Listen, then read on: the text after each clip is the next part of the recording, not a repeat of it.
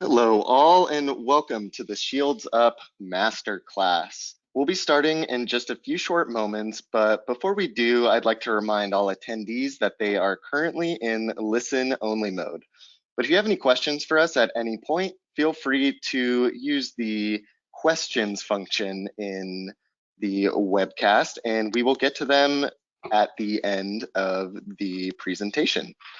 With that, I'd like to hand things over to the one and only Graham Brooks. Thanks, Brian. As mentioned, my name is Graham Brooks. I'm a senior solutions architect with Syxsense based out of Utah. I've been working in and around cybersecurity and operational security for the last 6 years.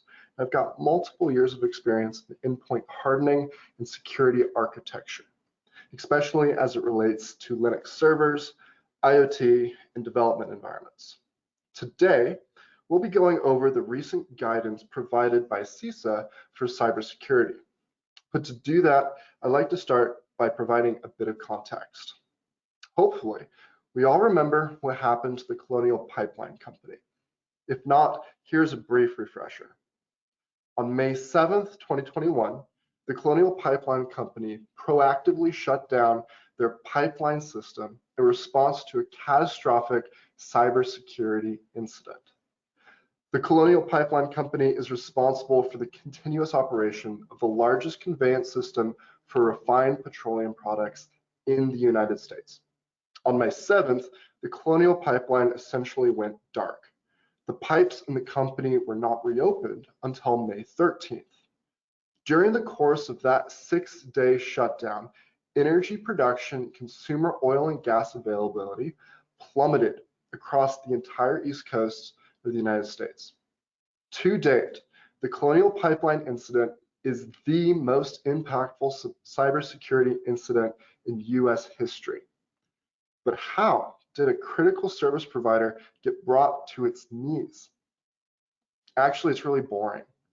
The bad guys simply logged in to Colonial's network using the company's VPN. Nothing fancy, no real exploits, no hard work. They just logged in.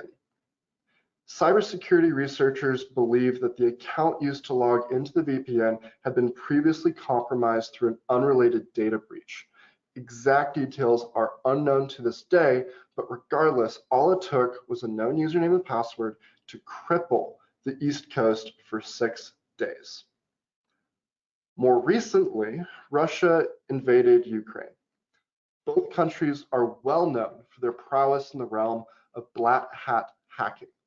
Since the beginning of the invasion on February 24th, the internet has been inundated with stories of major banks, companies, industrial facilities, and government entities being hacked by both parties. Cyber war is a defined component of this horrible conflict. Because of the massive increase in cybercrime and cyber warfare produced by the conflict, the Cybersecurity and Infrastructure Security Agency, CISA, released a Shields Up alert to US-based companies, organizations, and partners. The Shields Up notice provides direct instructions on effective countermeasures, protections, and responses to use when combating cyber attacks. The Colonial Pipeline attack is an excellent example of just how fragile our critical infrastructure can be. And it's also a prime example of why appropriate cybersecurity policy is not a nice to have. Now, your organization may not be the largest supplier of refined petroleum products in the United States. If you're on this webcast, your company most likely isn't located in either Russia or Ukraine. But that does not mean that your organization is safe.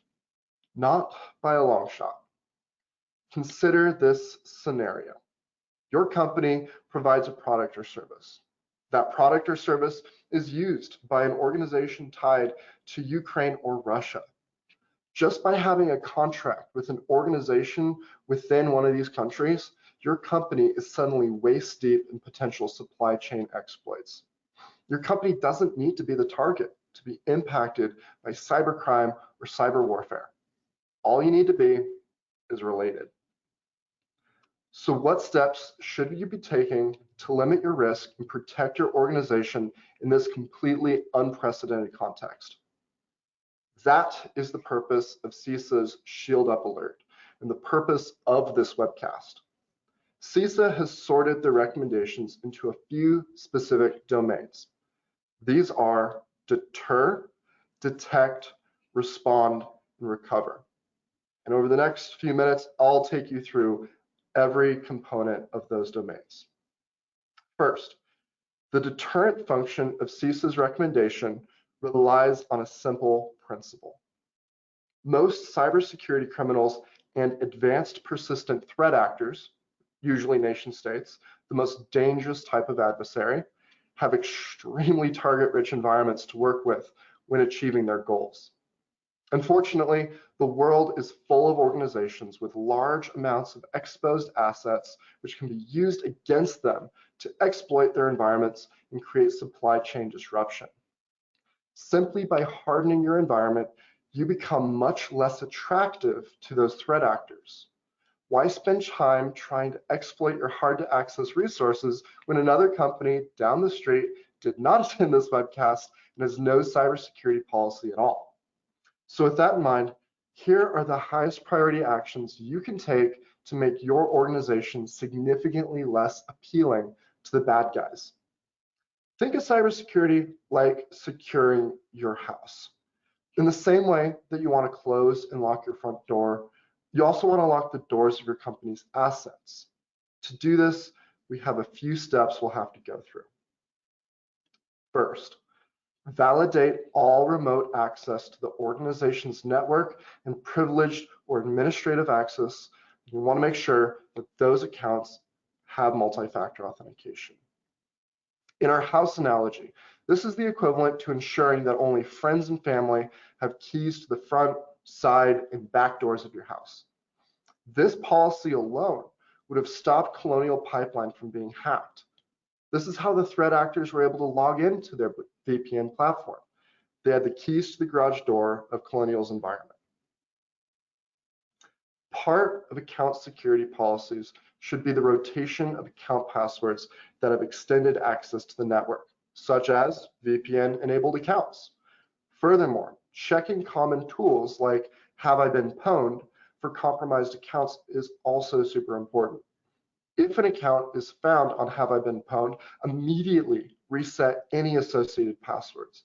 And finally, as the last defense, add a multi-factor for logins. Azure AD, Duo, and Okta are all great multi-factor options. Next, ensure that software is up to date, prioritizing updates that address known exploited vulnerabilities identified by CISA. This is one of the most complex and difficult components of cybersecurity. And this is also one of the primary components which Syxsense can make easy. When we talk about vulnerability management, we're mostly talking about two primary components: software patching and configuration management.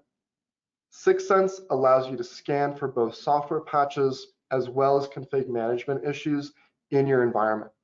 Then using our tool, you can instantly remove those found vulnerabilities from your laptops, desktops, and servers, reducing your overall attack surface and de-incentivizing threat actors from attempting to gain access to your company. This would be the equivalent of locking your windows and measuring the width of your doggy door. As a subcontext for configuration management, CISA also recommends that IT personnel disable all ports and protocols that are not essential for business purposes. To find unused ports and protocols, you'll need a network vulnerability scanning tool. Many excellent products exist which perform these types of scans. Some basic tools are Nmap and Wireshark, and some more advanced tools would be Rapid7 and Tenable. Another important subcontext to configuration management is cloud management. I won't go into too much detail on this today, as we'll actually be doing a full session on this individual bullet point in a future webcast. Just know that using a cloud environment does not by default equal security. In fact, cloud-based exploits have never been as prevalent as they are today. Having a secure, audited, configured, and compliant cloud does equal security. So make sure that you fully understand your cloud configuration and the cloud configurations of your vendors too. And finally, be aware that CISA does offer a free cyber hygiene service, which provides many functions, including vulnerability scanning, penetration testing, and lots of other goodies. You just need to be a public sector organization or company designated as critical infrastructure. This is like having a home security inspector come to your house and provide you with instructions on how to make it better.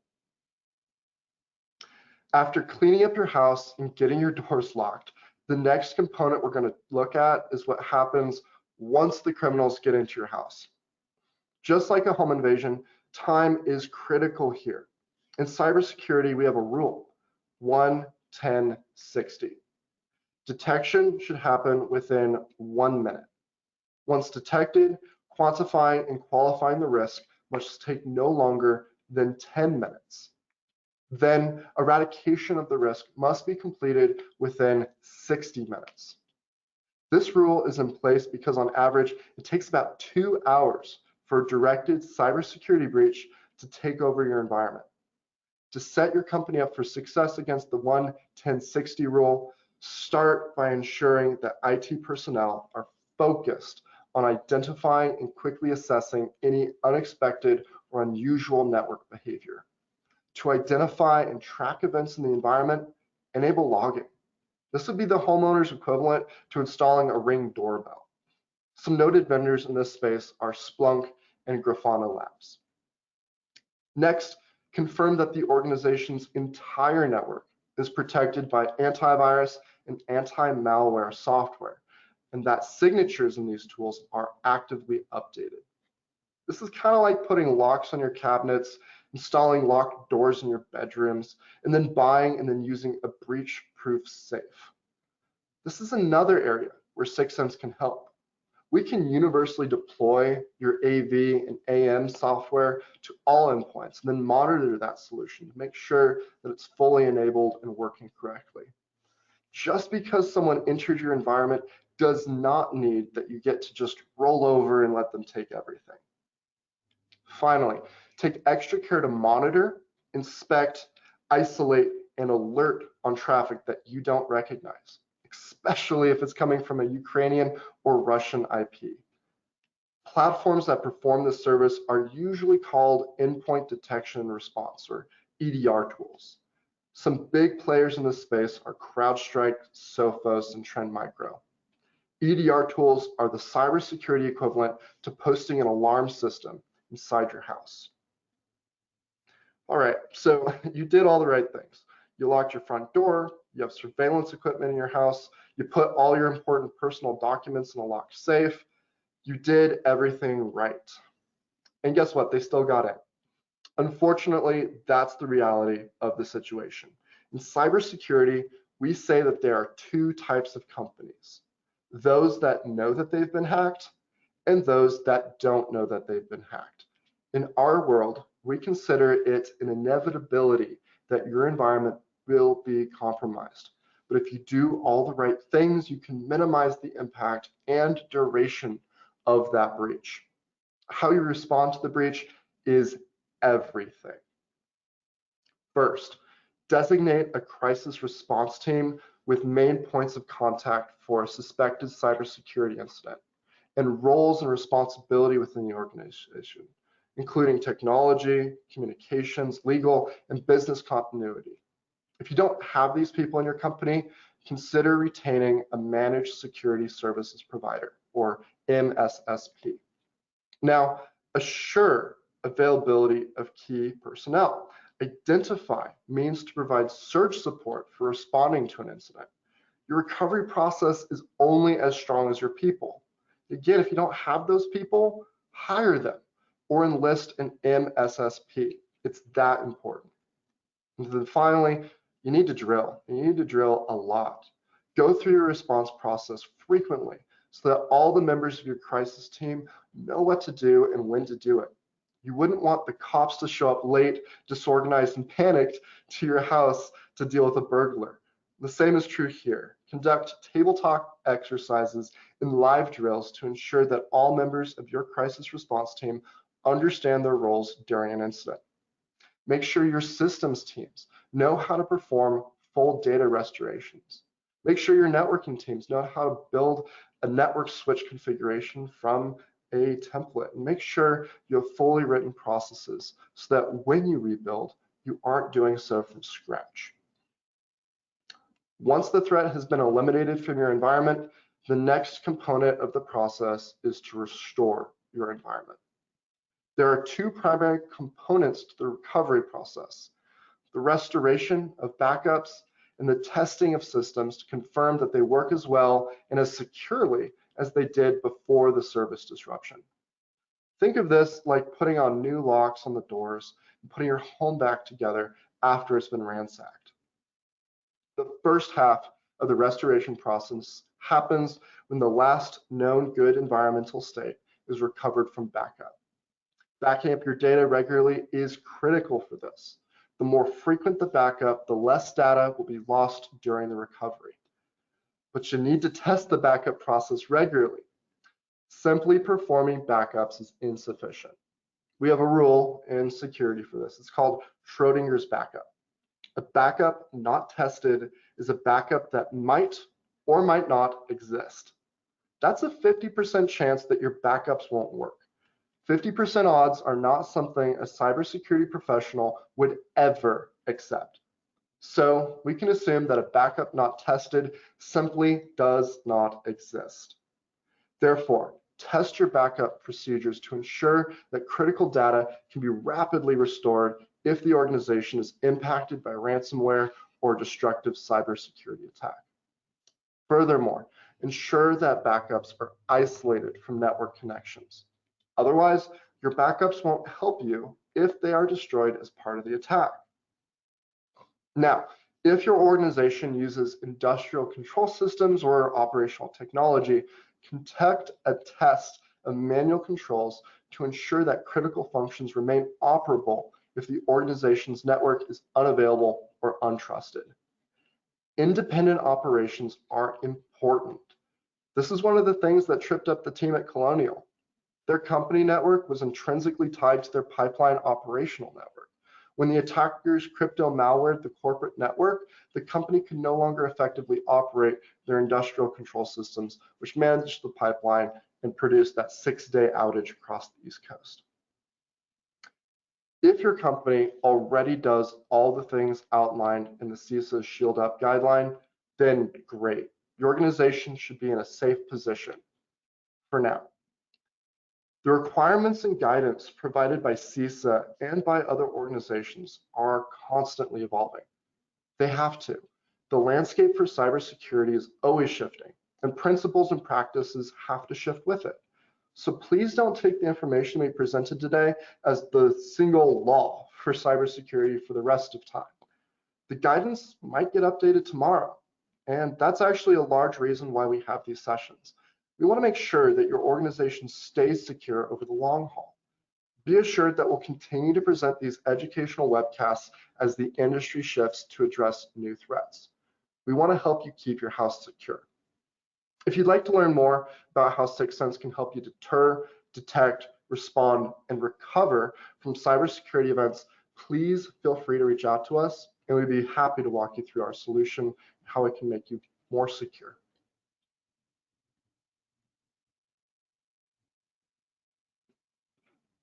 All right. Thank you so much, Graham, for that super helpful information for our audience. I'm going to jump in here with a question that we received. And it is, has anything changed if I'm not a target or connected to Russia? Great question. Yes and no. Yes, because you're less likely to be hit by a supply chain related issue, as I discussed at the beginning of this call. No, because all of the same guidances are still appropriate measures to take. And honestly, as we've already seen from the conflict, things change daily. So what might have been true yesterday might not be true tomorrow. And so having everything in place today is going to be really important for addressing tomorrow's problem. Great answer. Well, that actually looks like all the questions that we received. However, we are always available for questions. Feel free to reach out anytime. And thank you, Graham, for just providing so much value to our audience with this. With that said, Graham, do you have any closing remarks for us?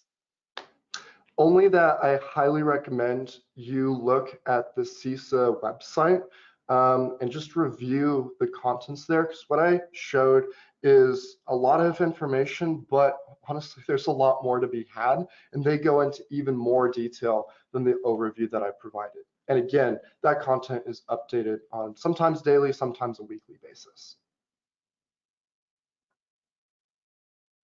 All right, sounds good. Thank you so much, Graham.